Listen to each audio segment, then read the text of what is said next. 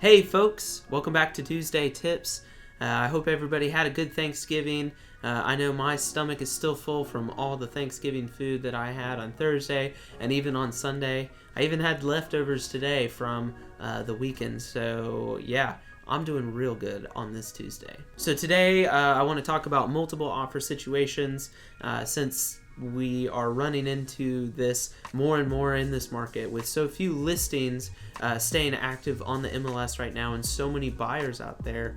You're almost 100% certain that you're going to run into multiple offer situations. So how do you deal with this? How does your agent deal with this? How do you present the best offer possible? There's a few different ways that you can kind of cut this situation up. The first is closing costs.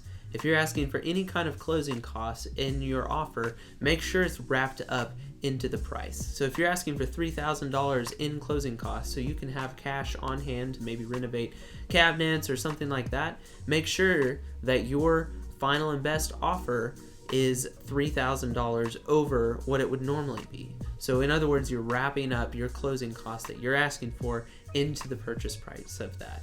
That helps your offer to stay competitive in a market where not a lot of people are asking for closing costs. The other thing I want to talk about is something that your realtor should be explaining to you during multiple offer situations, and that is an escalation clause. So this protects you as a buyer so that you don't overpay for a property. So an escalation clause would basically say, we are willing to pay and offer $205,000 for this house, but we're willing to go up to $215,000 on this house and beat any other offer by $1,000 up to $215,000. So there's no other offers that are at 205 or over 205. You should hopefully get the house locked in at 205.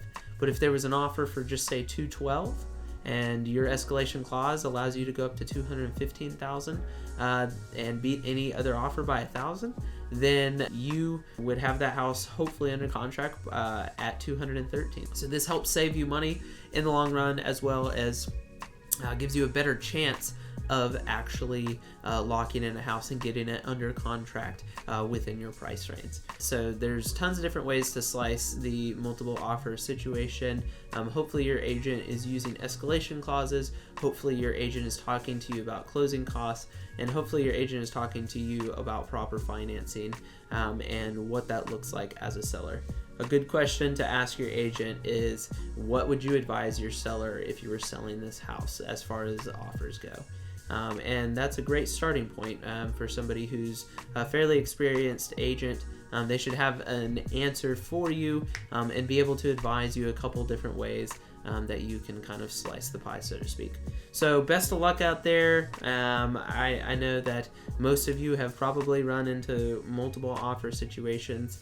So make sure that you're doing your due diligence, you're doing your research, and you're putting your best foot forward, because you wouldn't want to lose out on a house just because you didn't put a good formal offer through. So get out there, keep making your offers, keep persevering. I believe in you. I think you can find a house for you and your family, and give us a call if you need any help with that, and we'll be happy to help. Until next Tuesday, have a good week.